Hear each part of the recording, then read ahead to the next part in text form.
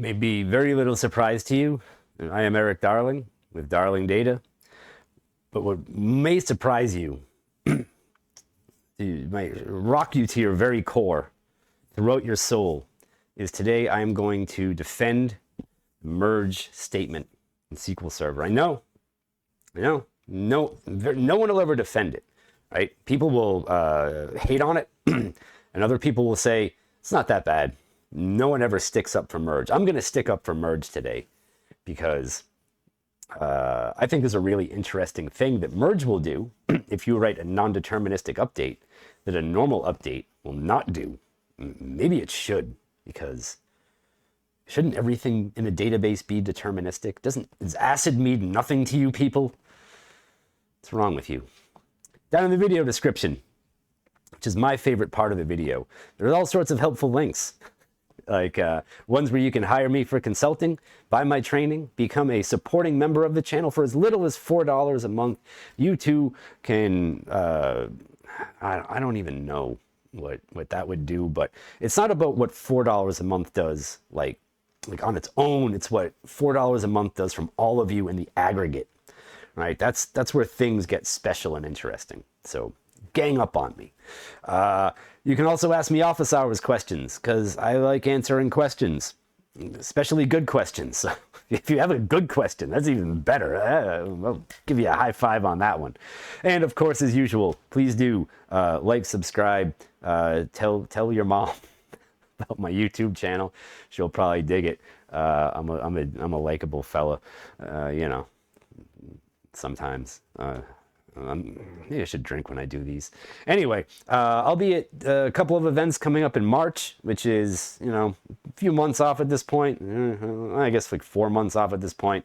But hey, that gives you, buy a ticket now, so you know, it's like verge of selling out probably at this point. So might as well get in there before like all the butts are in the seats, and none of those butts are yours, right? So Data Tune in Nashville, March 6th and 7th, Data Saturday Chicago, March 13th and 14th. I'll be doing pre-cons at those, advanced T-SQL, those stuff that will blow your mind. It won't melt your brain. I hate when people say melt your brain. I think that's what the kids call cringe, but you can learn a lot from a dummy, so you should probably do that. Anyway, we are feeling festive today, ain't we? So let's go defend merge. So I'm going to make a table here, a temp table. Temp table is not the problem. The temp table is just fine. But the problem becomes when we try to update this temp table, right?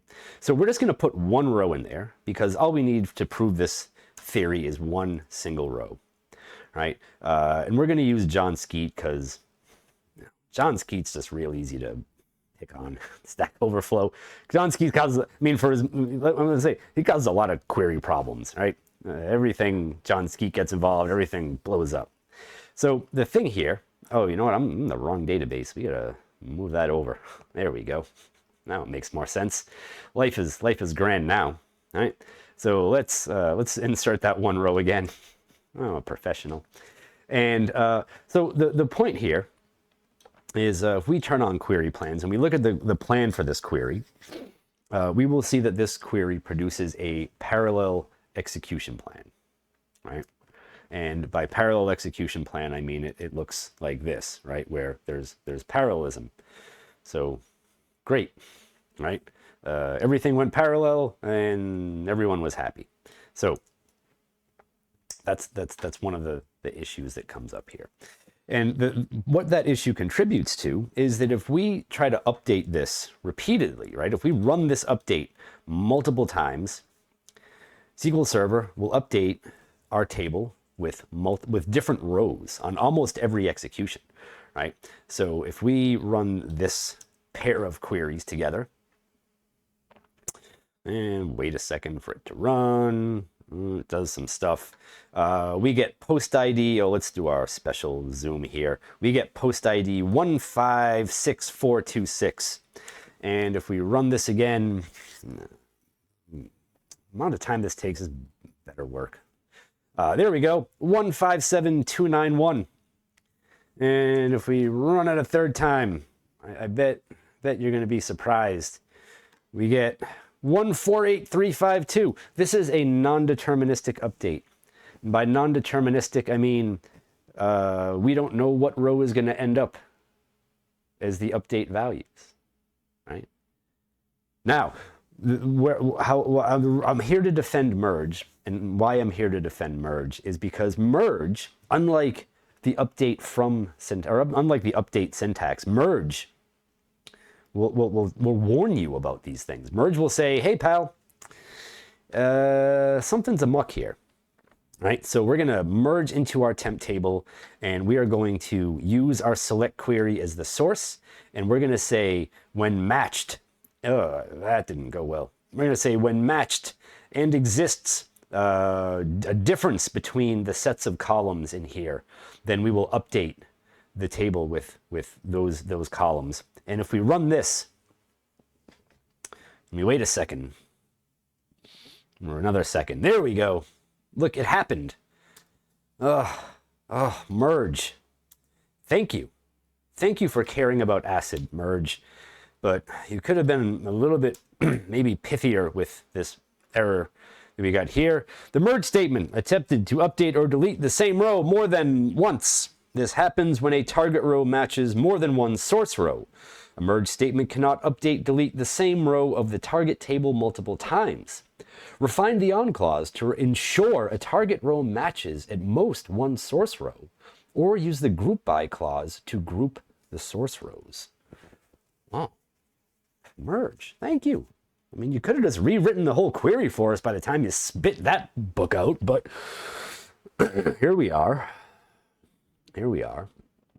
And I mean, sure, maybe it's a sign that we could aggregate some stuff, or we should have done things differently, but at least it's nice that merge tells us, like, hey, dummy, something's gonna look weird if you keep doing this. Like, you're screwing up, right?